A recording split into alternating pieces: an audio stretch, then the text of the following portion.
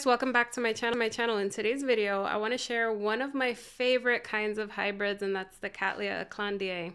So I have a collection of 200 orchids that I grow indoors, mostly in this room here, and I really like Aclandiae hybrids because I find them vigorous. They have really good fragrance and they stay pretty small. This one's the actual Cattleya Aclandiae that I have. I have a lot of hybrids that I bought as seedlings in the last couple of years. Some of them have bloomed and I've had really good experiences with them. So I'm going to share a couple of them.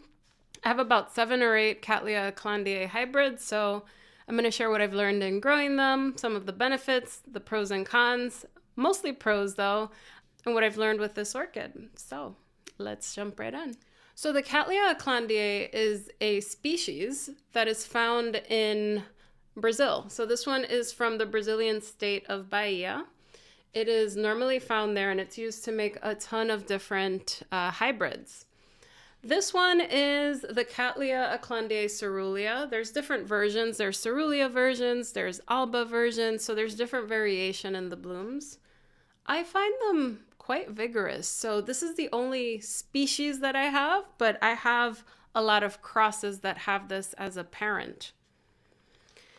It's a compact orchid. It doesn't get bigger than, say, like not a foot, maybe 8 inches max. With that said, the growth pattern is a little rambly. I'll show you some of my hybrids and you'll see how they look.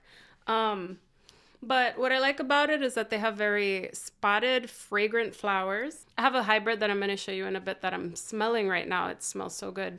But anyway, the hybrids tend to be vigorous depending on the parent. I find that all of the ones that I have are really, really vigorous, so I really like that. It's very common for these to bloom 3 to 4 times a year, so I think this is something that you guys should add to your collection if you are an indoor home grower, something to keep in mind.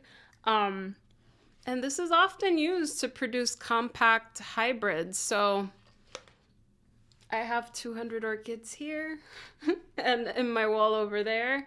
So space is an issue. So if you combine this with other Cattleya species, you get a smaller hybrid that tends to be fragrant, tends to be spotted, tends to have a lot of characteristics of this plant. But when you mix it with something else, it tends to be more vigorous and doesn't just require the conditions that these get in the state of Bahia in Brazil. So this is a Cattleya orchid, so it likes very bright indirect light. I grow them under LED lights, but if you're growing them on windowsills, so a southern facing window is good provided you have like a sheer curtain. Same with a western facing window. These are warm to intermediate growers, I'd say. The actual Aclandiae hybrid can be a little expensive. This one was 35 bucks. I got it at the Tamiami Orchid Festival in 2021. It was teeny tiny and it's grown pretty nicely and I have to get it out of this pot at some point later in the spring.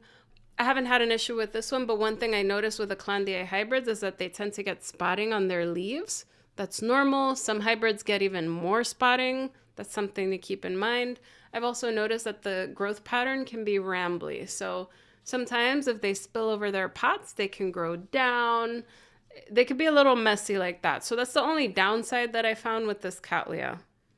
A lot of the hybrids that I have, I purchased as little seedlings, so they're all starting to bloom now, and I wanted to make a video just because I find them so beautiful. So this one is the Cattleya Jungle Eyes. This is one of the hybrids, and this is what I mean about the rambly growth pattern. So it's compact, but if you don't stay on top of training the growths up, they could grow down. I had an issue with one of them that was a very difficult repot, but aside from that, that's the only downside that I find with these orchids. The blooms are beautiful. They're usually spotted. They're very fragrant.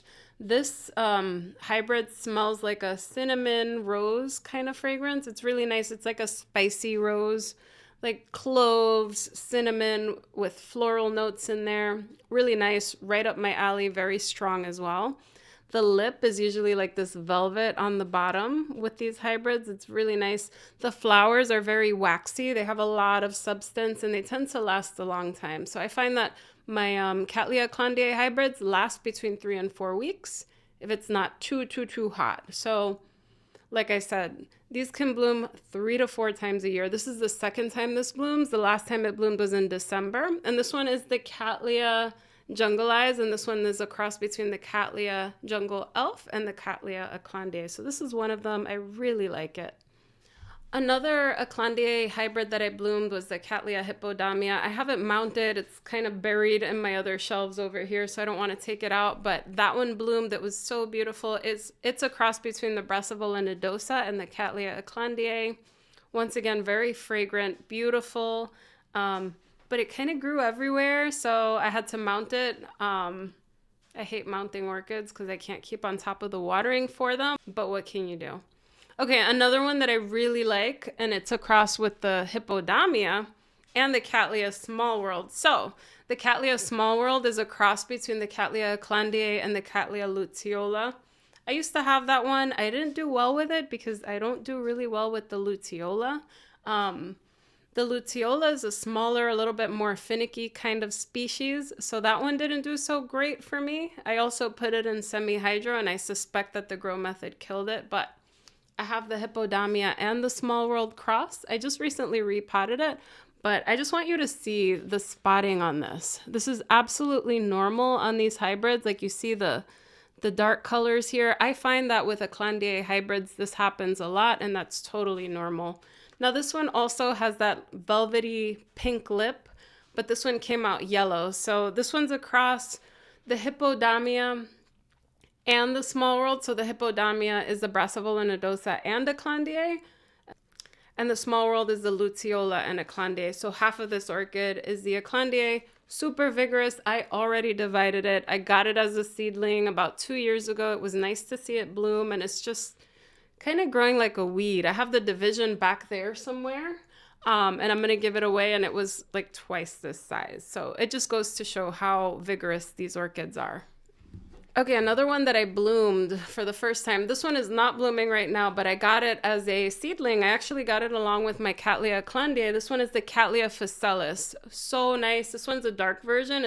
This one is the Cattleya Bicolor by Cattleya Aclandiae, and this one is the Bicolor Dark, so it's a darker version of the Phacelis.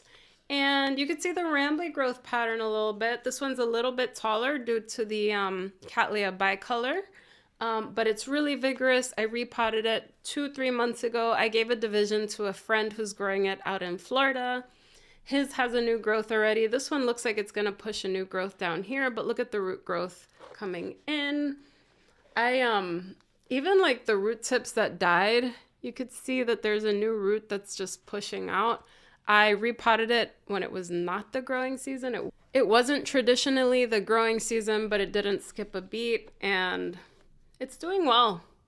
I hope to get a new growth that's going to bloom very soon on this.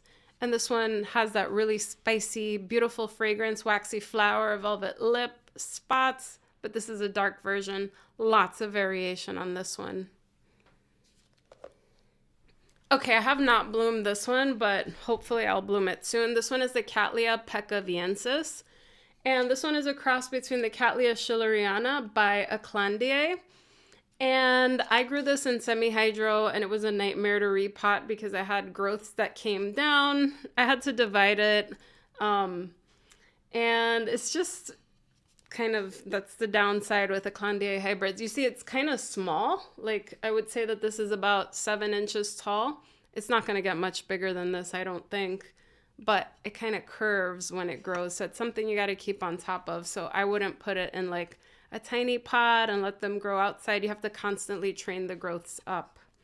So this one is another one that should be blooming for me in the spring. You could see again that this one has a lot of spotting on the leaves. Absolutely normal with Cattleya Aclandiae hybrids. Nothing to worry about. It's pretty cool.